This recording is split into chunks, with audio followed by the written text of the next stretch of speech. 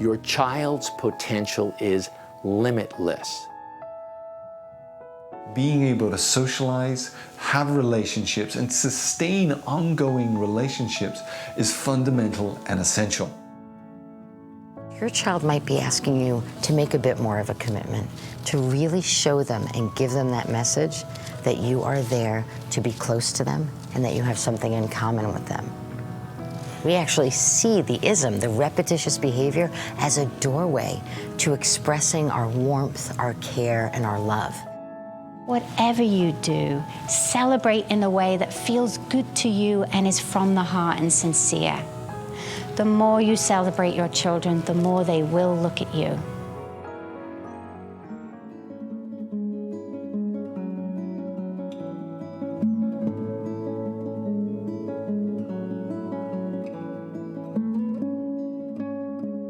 Years ago, our son was diagnosed as severely autistic. We had a little boy who was developing in the way our two daughters were developing. And suddenly, at about 12 to 14 months old, he started to sort of slip away. He would look at us, smile at us. Before that, he would hug us, he would put his arms up when you went to reach him. And suddenly you'd go to reach him and he didn't put his arms up anymore. And suddenly you would go to look at him and he would look away. And suddenly, instead of playing with toys and blocks that he used to play with, he would suddenly just start to do these repetitive movements. The repetitive movements would be rocking back and forth. It would be flipping his fingers in front of his eyes. He used to have this thing where he'd love to spin anything that he could get a hold of, so he'd spin plates. He could actually, sincerely, he could take a tissue box and spin it on the corner. He would go to the bathroom and constantly flush the toilet and watch the water go down. And he would go like this back and forth and make very strange sounds. It was really clear to us we had a very unusually developing little boy. When he was diagnosed as having autism and severely autistic, and we watched the dropped faces, we read all the literature, and the level of pessimism, despair, and hopelessness sort of flew in the face of our experience of him. Because when we used to see him do these things, and my folks and other people in our family would be really uncomfortable even visiting us because this boy was so strange to them. Samahria and I were really aware he looked like he was from the planet Mars. That was really clear. And yet, there was something serene about him. There was something beautiful about him. There was actually something, in some way, meditative about him. So when we read all the literature, and when we saw what people were doing with children, which was basically a process called, at that time, behavior modification, which was reward, punishment, aversion conditioning, that has sort of grown into something called applied behavior analysis, or ABA.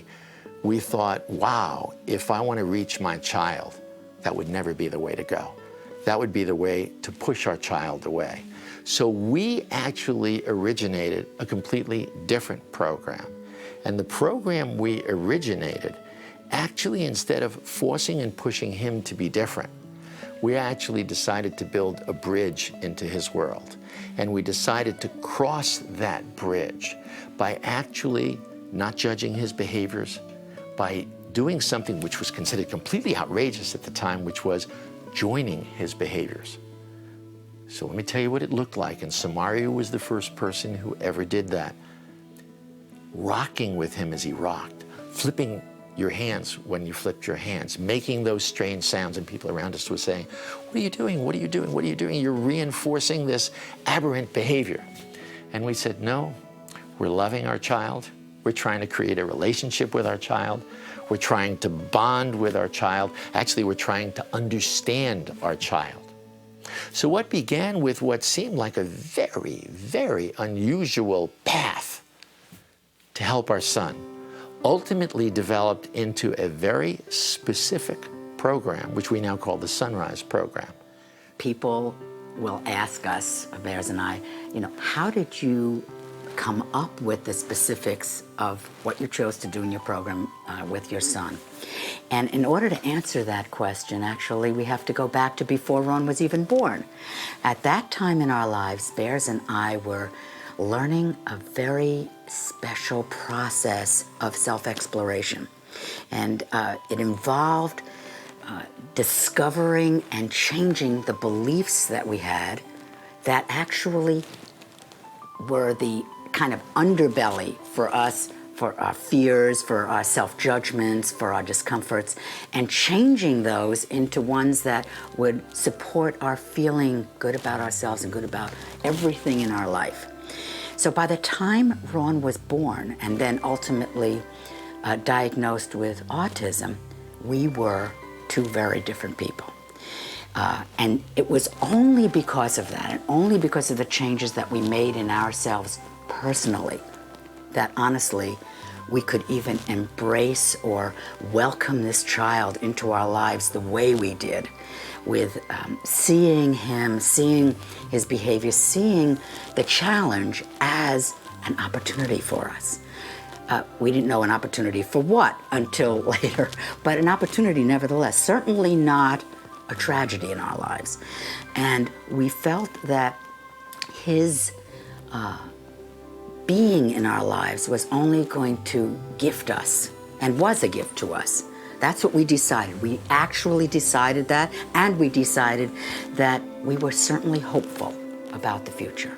Our attitude of acceptance had to be far more inviting and alluring and appealing to him than disapproval. I mean, we know that ourselves. When we're around somebody who loves us just the way we are, who thinks we're okay the way we are different with that person. We open up to them more. We feel more connected to that person, as versus a person who's judging us and somehow, you know, has a feeling about us that they're not accepting something about us. We are different with that person. It's the same with these children. They pick up on that. So that became very important. And the last thing being, it was so clear to us that this child could not find his way to our world. As a result, the only way we could in some way communicate or try to connect with him would be to go to his world. Now, you may think that's really bizarre, but think about this. We see a baby in a crib, and the baby doesn't even have to be doing anything, just laying there like a lump in the carriage or in the crib. What do? We go, again, you know, we do all of these crazy, silly, fun faces, things that we do with this child. Why? Because we're doing what we think the child's going to relate to, what the child might smile at. We're enjoying ourselves. We're not thinking, wait a minute, it's inappropriate to do that. No, we're finding our way, and actually we know how to connect with that child. We know what to do. So this is not foreign to us. It's more, we have to just expand our understanding and not close in and have a different viewpoint because this child is different than we've ever seen before. Not only were we able to bring Raun completely out of autism, he went from that little boy also testing functional IQ of under 30, so severely autistic, functional IQ under 30. We worked with him, those were the beginning steps, for over 3 years. He then emerged not only as an extroverted, loving, very affectionate little boy, he ultimately became this incredibly politically active, social, involved in debating teams, graduated high honors from high school, then graduated in biomedical ethics degree from an Ivy League university. He went on to run a learning center out on the West Coast, came back to work with us, and now the organization we founded that actually teaches the Sunrise program, the very thing that brought him from that world in which he looked very lost for quite a period of time. That very program is taught at a center that my wife and I founded called the Autism Treatment Center of America, We have this amazing professional staff that works with people from all different countries. I think in the last 5 years we've had people here from 78 different countries, thousands of moms, thousands of dads. And the most amazing thing is the CEO or the Chief Executive Officer of the Autism Treatment Center of America, where the Sunrise program is now taught, is run by the very first Sunrise child to emerge from autism using this process.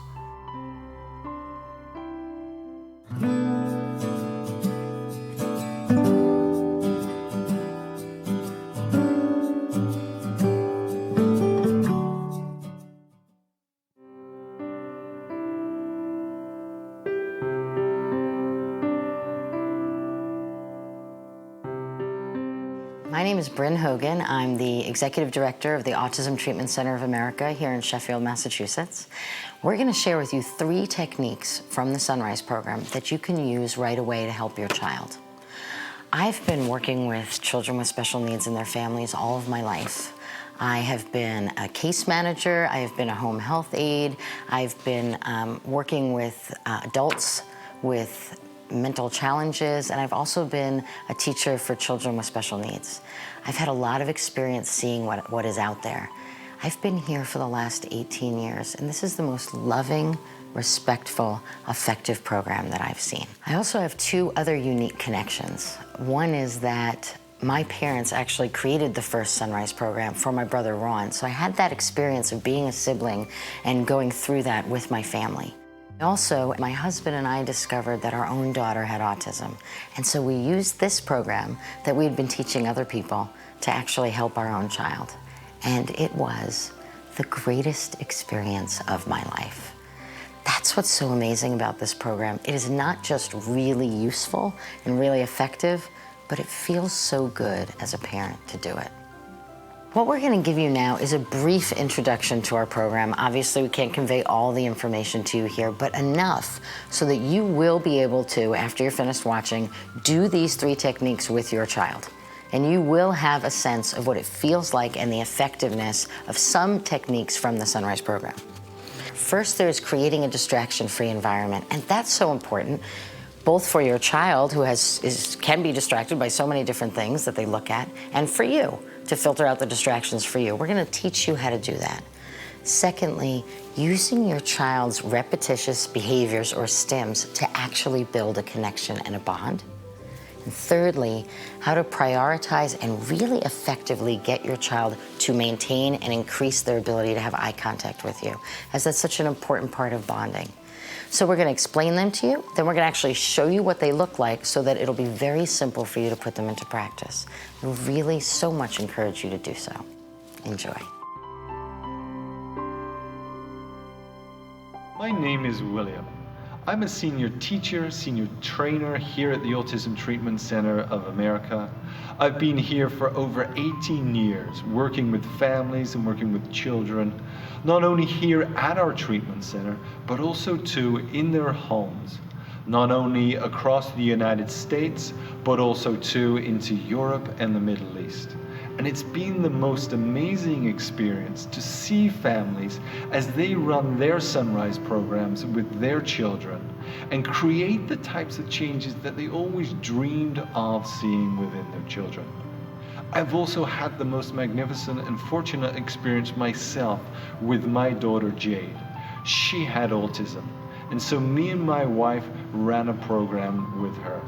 And after a number of years, she became a fully recovered, perfectly functioning, normal little girl. She's now a young girl in school, enjoying her friends, enjoying her teachers, and enjoying the academic process. And so it's a real privilege to be here with you, to share with you the Sunrise program and about getting started in the Sunrise program.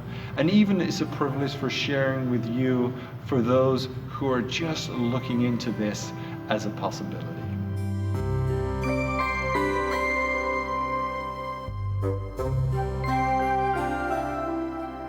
The most fundamental and essential skill that you want your child to develop is an ability to socialize and relate with other people.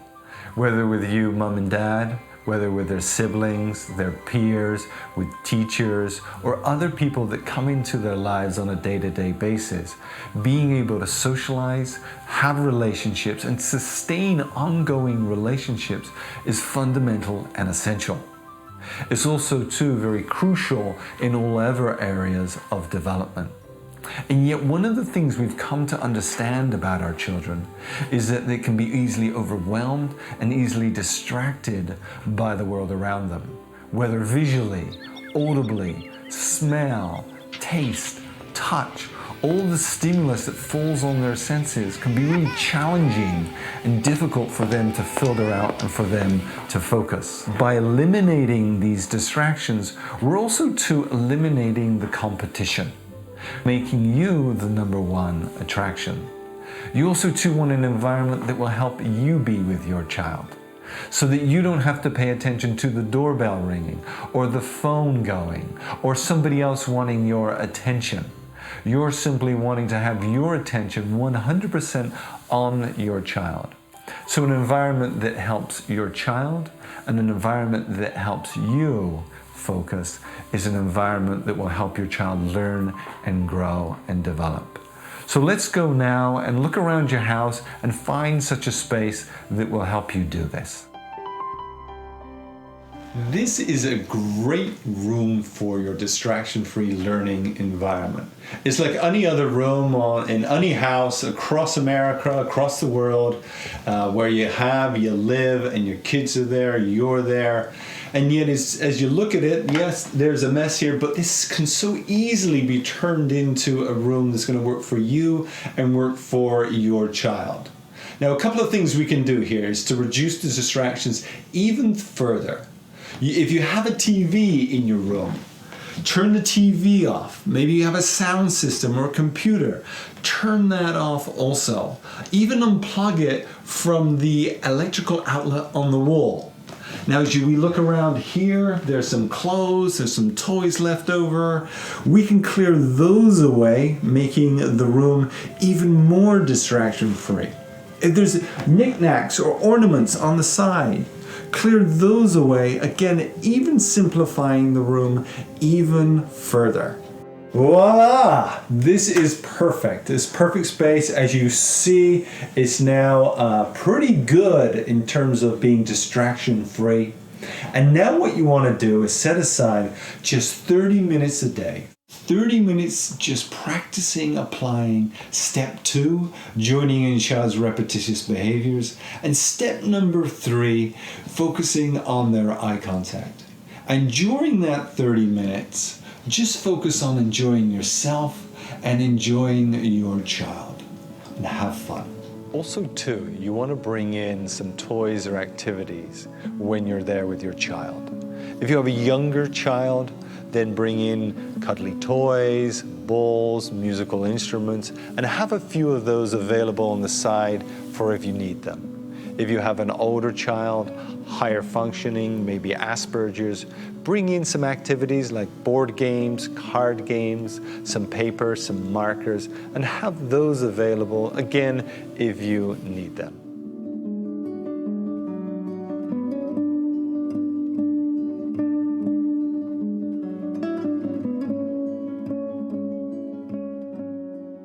You might have heard the term stims. We call them isms. Now, what is an ism? An ism is, and you've probably seen your child do this, it's something your child does repetitiously, exclusively, that means they just do it for their own enjoyment, and to the exclusion of everything else. This might be things like your child flapping their hands, your child walking on their toes, making certain sounds, flipping pages in a book. It might be some children take little matchbox cars and just spin the wheels or line things up or put things in patterns. Some children who are higher functioning or who have Asperger's syndrome, they might tell stories about topics that they're incredibly interested in or ask questions repeatedly, but mostly to themselves. It's not really so they can have a back and forth communication with someone, but it is, again, exclusive and repetitious and self-stimulating. We have a very unique way of dealing with that. Let's look at your standard therapeutic approach to that. That would be that these are behaviors that aren't okay and that we have to try and stop the child from doing them. And that's a way that we're going to get the child to be more interactive. Now, if you have a child who's diagnosed with autism or on the autism spectrum, you've tried that, and it doesn't work. It can work momentarily when you take their ism toy away from them, but invariably they come back to it or they find something else, and the result is not an engaged human being. Actually, oftentimes when things are taken away from children, it's not often done in the most respectful way. What we're really focusing on is creating a really engaged social relationship between you and your child, or between ourselves and the child that we're working with. That's why we take a really different and I think exciting approach. And that is, we actually join in with these behaviors. We see the behavior as a doorway to creating a relationship. Let me describe to you now exactly what joining is. What it is it's doing exactly what your child is doing and doing it with them. So the first thing you want to do is actually just take a moment and look at your child. Actually observe what they're doing. Let's say your child's flipping a book. Just sit and look at them. Do they flip 5 pages and then stop? Do they flip the whole book and then turn it over and flip it again? Just observe so you can really see what they're doing. Then place yourself about 2 or 3 feet away. If your child has a book, you're going to get a book. You're going to sit there with them and you're going to endeavor to do exactly what your child is doing. And you're going to think of it as joining in with their game. And their game is flipping a book. So now you're going to flip the book with them. And you're going to think of it sort of as tandem dancing. So you're going to look, can I synchronize my way of playing with this so that it's the same way that my child is doing it? So you're going to flip the book and they're going to flip the book. And you're going to do that with them. And I would do that for at least 15 minutes. If your child's lining up blocks, you're going to get your own blocks. You're going to line them up. You're going to put your block down at the same rhythm and the same pacing as your child is putting their block down. If your child's walking in a pattern, you're going to walk in a pattern. If your child's saying a phrase over and over again, you're going to say that phrase. If your child has a topic that they really want to tell you about, you're going to become a very excited and engaged listener who's very interested in that topic and wants to hear about that topic and wants to know about that topic and is joining in with the enthusiasm over the topic.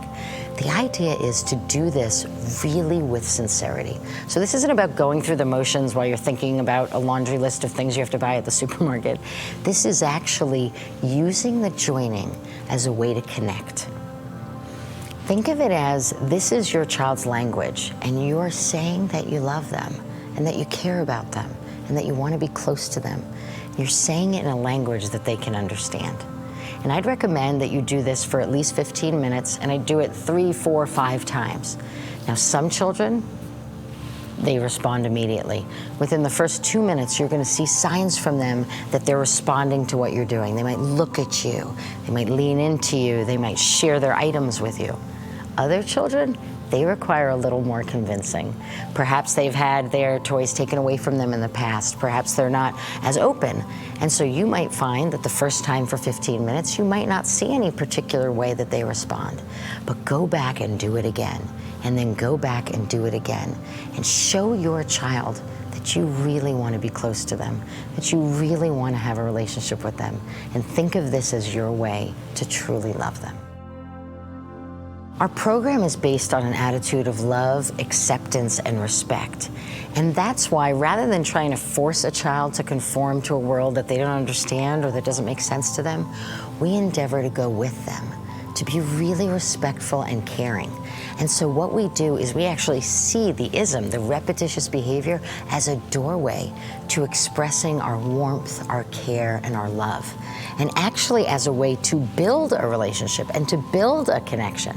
And so what we do is we actually venture to go into a child's world, to actually be with them where they are if they don't feel quite ready to be with us where we are. And through joining, we're able to build a connection. And once there is a connection, then we can really invite a child to be engaged with us. So in effect, they show us the way in, and then we show them the way out.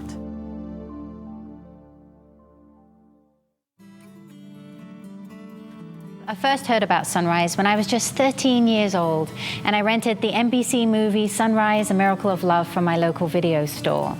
And it was that movie all those years ago that inspired me in the first place to want to work with children with special needs, and in particular, autistic children. Here at the Autism Treatment Center of America, I am the director of the Sunrise Intensive Program. I train the staff here to become certified Sunrise Program child facilitators and certified Sunrise Program teachers. I have worked with well over 1,000 different children of different ages and different diagnoses, and I have played for thousands of beautiful hours on the playroom floor, which has been an incredible source of delight for me in my life. I feel so honored to have worked with every family that I have, and I'm excited to share with you more about the Sunrise Program so you can help your child right now.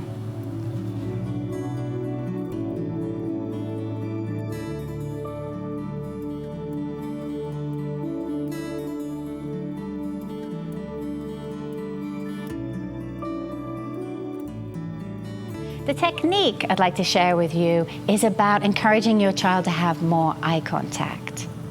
Eye contact is one of the Sunrise Program's social fundamentals because it is the most important key factor when encouraging our children to have social relationships. Now, the way we differ than every other training modality in this respect is we're not trying to train our children to look at us in a robotish type of way so we can check it off on a checklist as a skill acquired. We focus on eye contact during every interaction that we have with our children because we want to excite our children not only to look at us because they want something, but to look at us because they enjoy and want to connect and interact with us. When our children look at us, it is a time when they will see us smiling and loving them, and thus feel the warmth of what it is to truly connect with another human being. It is a time when they can feel the most close to those people who surround them and love them. The more your children look at you, the more they will learn. The more they will learn about the world of people, about how people communicate, about facial expressions, intonation, and the subtleties of communication. Most children on the autism spectrum have challenges looking at people, even those adults and children who are considered higher functioning or have an Asperger's syndrome diagnosis, because they have great verbal skills and academic skills. But we know, and you know, that that doesn't necessarily mean that they can have successful relationships with their peers. The more you encourage your children to look, the more likely they will have successful relationships with their peers. Eye contact is the deepest way to form connection and relationships, and that's why we focus so strongly on it in the Sunrise Program. So what can you do right now at home to help and encourage your children to look more? 2 simple and easy techniques. The first thing to do is to position yourself so it's easy for your child to look at you. Whenever you are playing with your child, be in front of them. Be at eye level or slightly below. Be 2 feet away from them, because we notice in our experience that when we give children a little distance, they tend to increase the amount of times that they look at us. Whenever you're offering something to your child, whether it's a piece of food, an object, a toy, a book, put it up by your eyes. Put it to the side of your eyes or right in front of your eyes. So as you offer it to your child, it gives them another opportunity to look at you. Second thing to do is to celebrate them. Celebrate them verbally every time that they look at you. And you can do this in a variety of different ways. You can give them big cheers and quiet cheers. You can whisper your cheer. You can sing your cheers. Throw your arms in the air, jump up and down, do a little dance. However you do it, make sure that you do it with great sincerity and from the heart. The more you cheer when your children look at you, the more they will look at you. Try these 2 things out right now and see the benefits of what they can do to encourage your child to look at you. Oh my goodness, that was the best look! Thank you for looking right in my eyes. I love to see you look at me, you handsome little guy. Yay! Put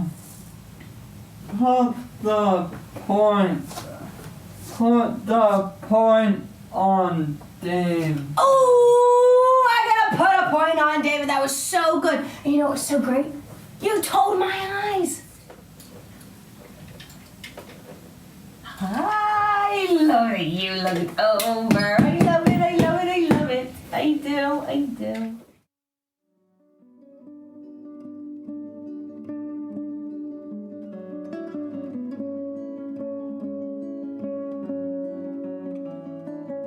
Obviously, we have many more techniques that we would love to share with you.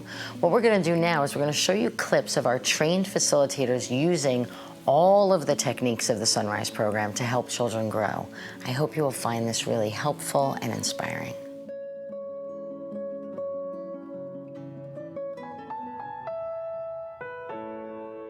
Jack's 5 years old and was diagnosed with autism. Two of his main challenges were making eye contact and interacting with other people. In this segment, our facilitator first joins Jack in his isms of chewing and rocking on the ball. When he engages with the facilitator, she helps him to stay interactive in the game while also helping him to develop his eye contact.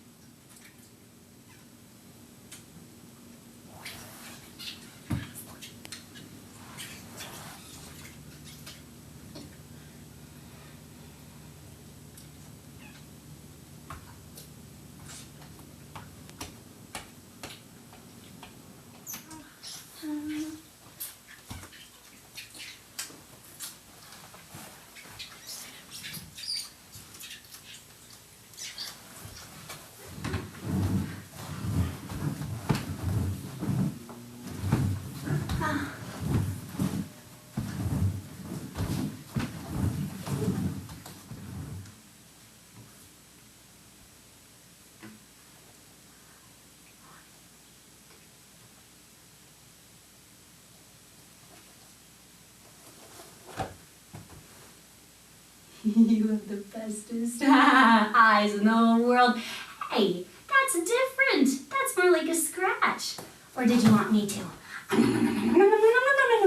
pretend to eat those little toesies? Oh, you are switching it, my friend. I'm gonna move this out of the way. It's that scratch like that. Because you're switching it on me. Scratch. Scratch.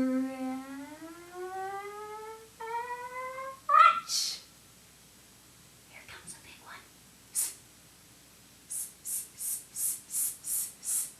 Scratch. Ha! Nice looking, Jack. Here comes.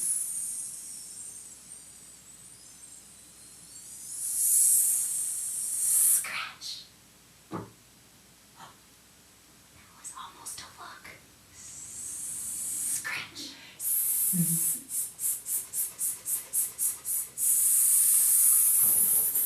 Scratch. Hi, cutie. Thank you for your hands and letting me scratch your hands, your arms, and your legs. Scratch. There you go. There's those eyes. Scratch, scratch, scratch, scratch. Good. See what your eyes do?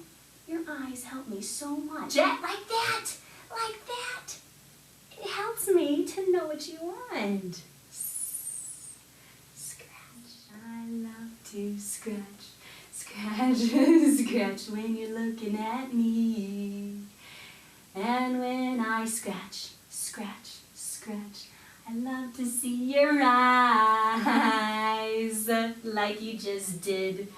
Scratch. Nice! Look at those eyes.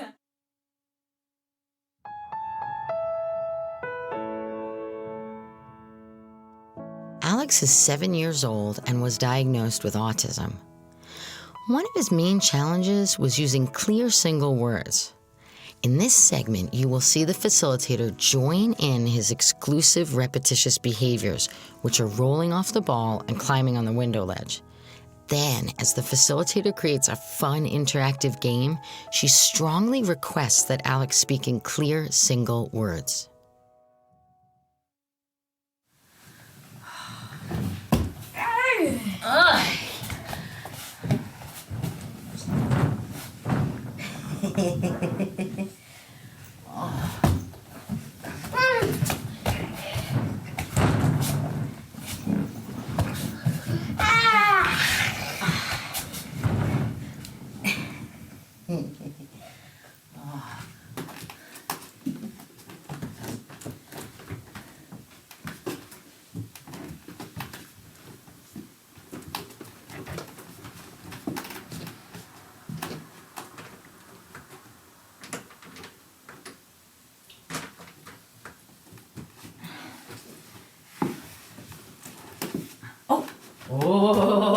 Oh, so you're looking at the dino.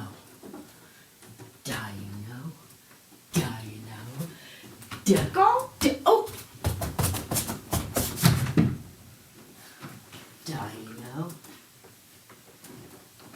Dino. Thank you for looking at me, Dino. Dino. You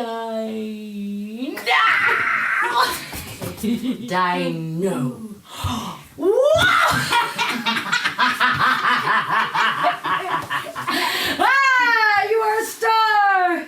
Go, Alex. Go, Alex. You ready? Whole word. Dino. Say it again. Oh! Dino.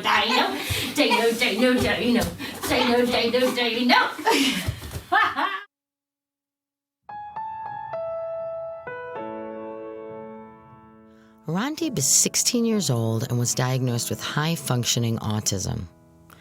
One of his main challenges was the ability to participate in activities that were chosen by other people. In this segment, our facilitators join Raun in his exclusive repetitious behavior of drawing flags over and over again. At home, he would often spend hours at this activity. Now, once he becomes engaged, the facilitator enthusiastically encourages him to participate in her chosen activity.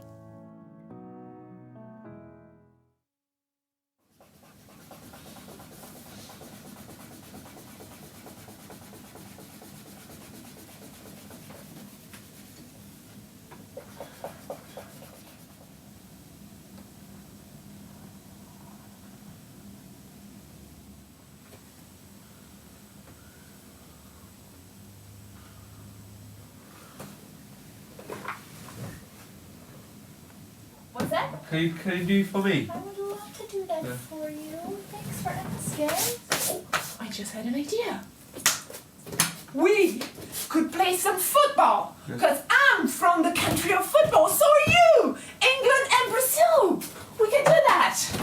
Here we go. We have the goal. Yeah. Ah, that's the goal. I'm gonna make some space. And I want to see you, Englishman, showing me some moves. Yeah. You're so cool looking at me. I'm going to put right here. Oh, hey, you started. I'm going to score. They're going to score. Go! You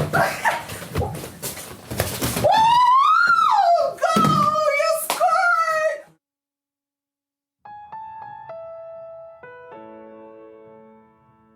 Sagat is 11 years old and was diagnosed with autism. One of his main challenges was communicating using verbal speech, as he often used crying to express what he wanted. This segment begins with our facilitator joining Sagat in his repetitious activity. After the connection is made, Sagat allows the game to become even more interactive and even uses speech to communicate.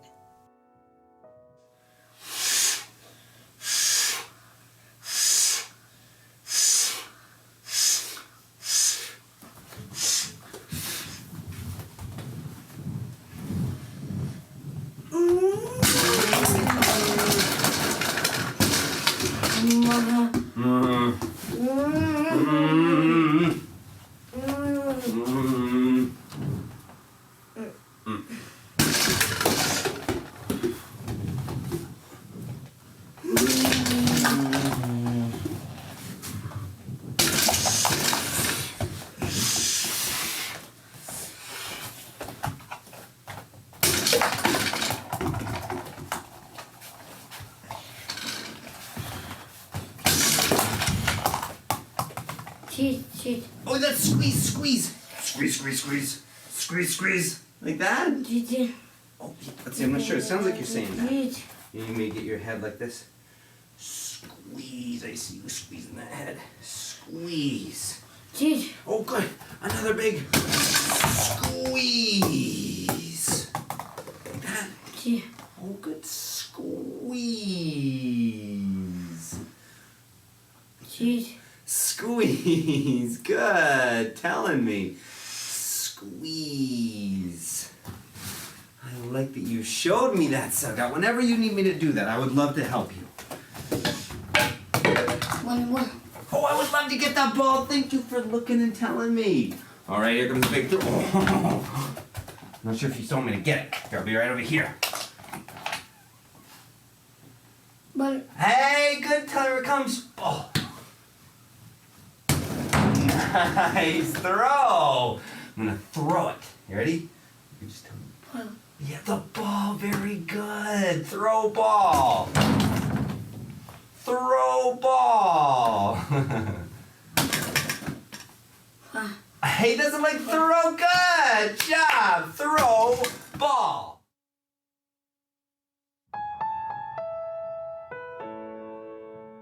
Aaron is 7 years old and was diagnosed with pervasive developmental disorder, or PDD. Although Aaron is highly verbal, one of his main challenges was allowing variation within a topic of conversation. He also found it challenging to answer other people's questions. Now, this segment shows our facilitator joining in with Aaron's highly repetitious conversation. Aaron repeatedly asks who's coming next because he wants to review the list of individuals that he'll be seeing that day. Now, the facilitator then asks Aaron a question, "What do you eat?" and then persists in a delightful way to encourage Aaron to be flexible enough to answer it. I think Cat is coming right after you. You think so? Ooh, let me see. I think it's gonna be Cat. Cat. Oh my It's god. gonna be Cat. Oh my god. I think it might be cat too. Oh my gosh. Let's wait and find out if I'm right. Pardon? Let's wait and find out if I'm right or you're right. All right, we'll find out. Okay, we'll wait. All right, that's so good. Hey, I think it's gonna be Cat. I think it's gonna be cat I too. think it's gonna be Cat and then Amy. Yeah. What do you think? Do you think it's gonna be Cat? Let me see. Hold on. Oh, here it comes. Who do you think is gonna be after Cat? Amy. And then who do you think? Oh, it's gotta be. Let me see. Linda. What? Linda. No! My parents! Your parents! Oh my gosh! Right? It could be, but you're looking at me very lovely. I know it's my parents. It could be. Okay, your parents are. First Cat, then Amy, then my parents. Oh my gosh! You Cat, know. then Amy, then my parents. Yeah. Actually, it was gonna be Cat, and then Amy, and then my parents, and then this person. This person who's going to be skinny, tall, and have yellow hair. And who laughs when we tickle them. Oh my god! Who's only visible on Thursdays. Only on Thursdays? Do you think, and this person eats a special food? Yes. What food do they eat? Same as me. What do you eat? What do you eat?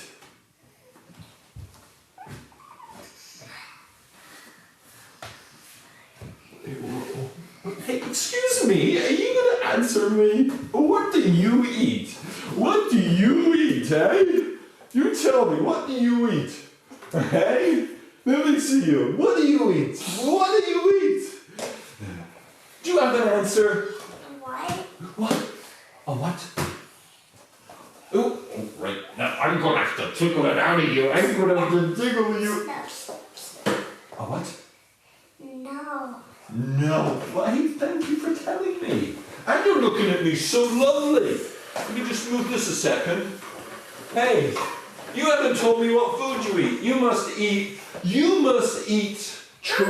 What? You must eat trees, yeah? No! You look like someone who eats trees. No! What do you eat then? Well, when are we gonna see Cat? Oh my gosh! Where's Cat? Where is Cat? Oh my gosh, I see. Maybe she's out getting the food that you eat, which is grass. No! No! No! No! Wrong! What? You're wrong. Oh my gosh. Well, you want to tell me? Because I'm getting it wrong here. What food? Cat's gonna come for a half hour after you leave. Maybe. She's gonna come for a half hour. I hope so. And I hope. Half hour! Just Half hour! she's not gonna come for half the hour. Half the hour! No, not the full hour. No! Just for half of the hour. And she's going to bring the food that you eat, which is car tires. No. What do you mean, no? I think I told your dad you said car tires. No. Well, what is it? What food do you eat? I eat meat. Oh! Wait, do you know what else I eat? No, tell me. Do you know what I have for breakfast? Rice? No. What? That's what I have for dinner. Silly. Oh, so we have rice and meat. What do you have for breakfast?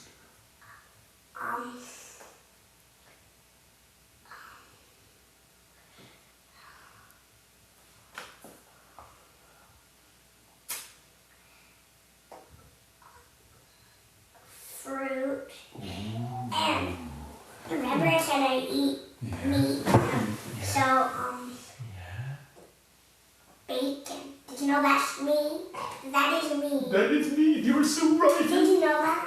I did know that, but thank you for telling me. That's actually part of my breakfast. Oh my God, I wish I could have breakfast. I eat it for breakfast this morning. Oh my gosh, that is so good. Thank you for telling me.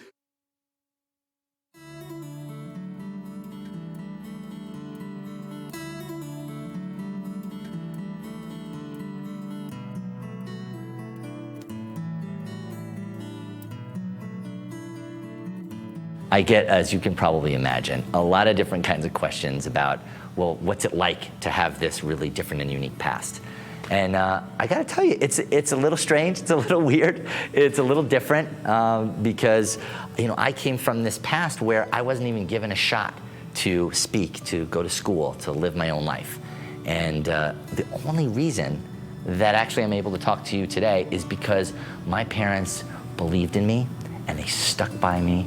Nobody else stuck by me, and nobody else believed in me. And that is what made all the difference. And that is the incredible magic and dedication that you can bring to your child. And for me, it obviously resulted in my complete recovery from autism, which I am extraordinarily grateful for. But what I find even the most amazing part is that my parents worked with me, they gave me these opportunities. I then went on to live my life. But now, as the CEO of the Autism Treatment Center of America, I get to work with this incredible team of people who are so dedicated, who love what they do, who love these kids, and love parents like you who work with them. And I get to help parents like you in the very same way that my parents helped me when I was autistic and when I was little. And for me, that just blows my circuits a little bit. It's so amazing. It is such an honor to me.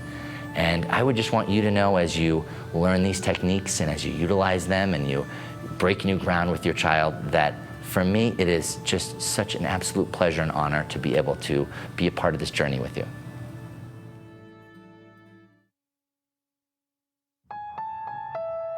If you found what you've seen useful or you'd like to learn more, we'd love to invite you to join us for a Sunrise Program training course. And what that is it's 3 separate one-week programs. And you can do these over the course of 12 to 18 months. And what you do is you come and you learn everything that you require to really be able to help your specific child and your specific situation. The first of the 3 courses is called the Sunrise Startup Program. We'll talk to you about how to obviously go further with eye contact from what we've already shared. We'll talk to you about something we call the 3 E's, which is basically a really effective way to keep your child engaged and motivated to interact with you. We'll talk to you about what's useful to react to and what's useful not to react to. That's also, we'll have really time to talk about all of those really challenging behaviors, everything from hitting and spitting and kicking and all of those things to children who take their clothes off and children who have all kinds of unique behaviors that you might find challenging. We really have ways that we found are so effective to help with that. We're going to talk about joining in with your child's ISM, but in much greater detail than you saw here. We'll go more in depth into the distraction-free environment. We'll talk about language. Your child has absolutely no language yet. We'll talk to you about how to get it. We'll also talk about children who maybe are incredibly able to speak. They can speak in paragraphs and long sentences. We'll talk about how to turn that into a more interactive type of communication and conversation between two people. We're going to also have time to talk about the stresses and challenges and the emotional difficulties that you might have in raising a child that's different, which can also be very unique and challenging for people. We have ways that we can, tools actually, that we can give you so when you go home, that'll feel different for you. We'll help you train other people to actually do what you'll learn at the training program. We'll help you create a support team of people who can really be a part of it with you. Go to our website. There's so much you can see there. There's interviews with parents who've done the program. We have research papers you can look at. We have a message board that you can get on. It's a really educational place that you can learn a lot about the program if you would like to learn more. We would really, really like to help you.